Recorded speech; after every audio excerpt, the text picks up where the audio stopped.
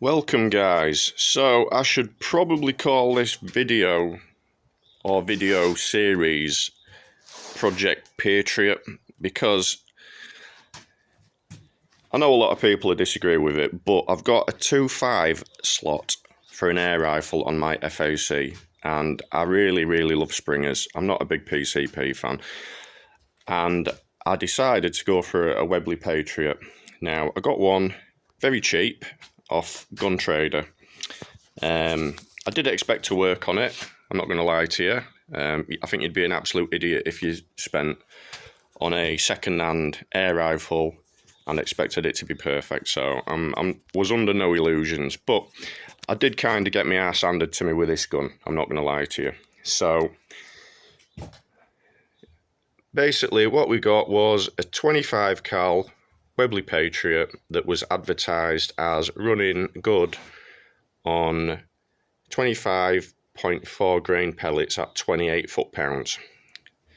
So chronoed it and it was between 23 and 24 pounds and shooting all over the place. Not very good at all. So I'm quite mechanically minded, so I thought, well, I'm going to strip it and see what's going on. So I stripped it, found it had a gas ram in it.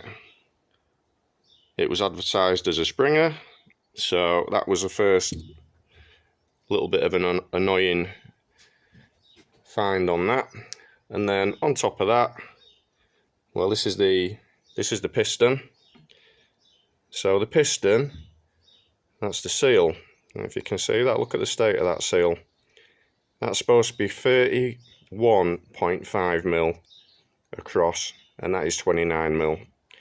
So that'll explain the power inconsistencies, blah blah blah. And look at the state of it, it's absolutely fucked. It's probably the original seal.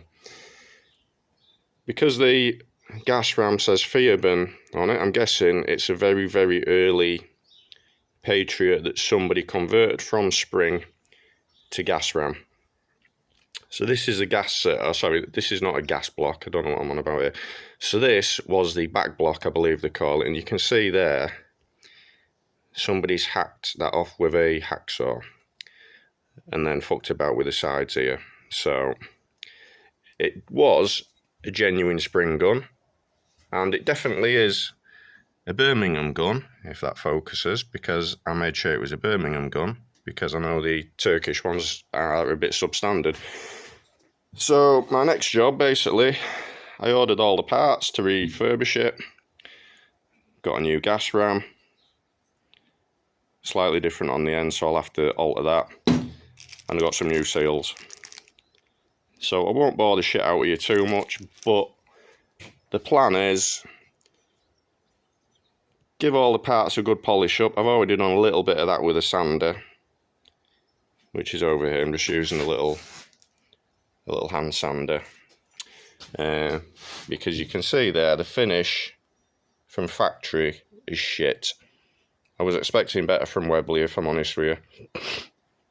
So I've done a little bit there, so that's a lot better. So I'm going to finish the piston off like that, degrease everything really well, sand off and polish any bits that might need work, and assemble it all together and chrono it and just see what happens after that.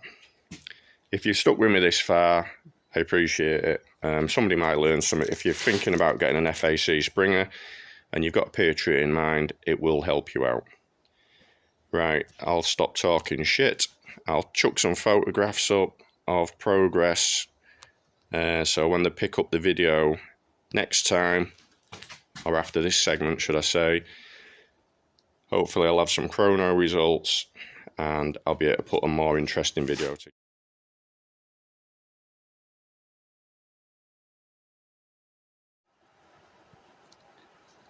So this is where I'm up to, guys. I put the new seal on, sat it in boiling water for a few minutes, made it a bit more pliable, put a little bit of moly grease on the piston end, helped it along, tidied up the mating surfaces on the back of the ram and the back block, so that's a decent fit now.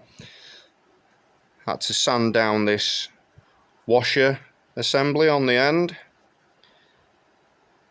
so it slides in the piston a little bit nicer, and also so it mates up nice and flat at the top. So that's where we're up to. I'm now going to start cleaning the inside of, don't know what you'd call that, the outer piston sleeve cylinder. See what that's like inside, degrease that, and start assembling things back together on there. So I'm not going to lie, that was a bit of a chore actually. Working from a tiny little bloody downloaded trigger diagram, which I'll do a screenshot of, and I'll bob that up on the screen as well for you to look at.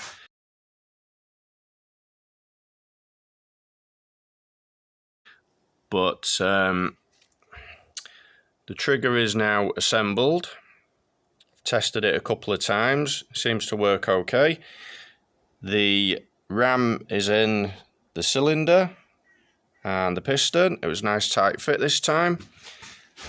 I had to use a like a spring compressor bar clamp type of thing to get the back block in place. Once again, I'll put some pictures of that up.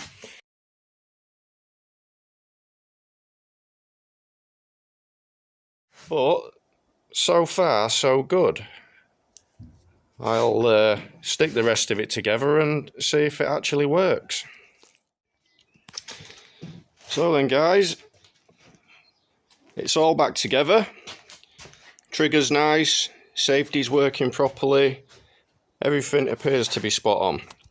I've chronoed it and I've had some really good success with this now.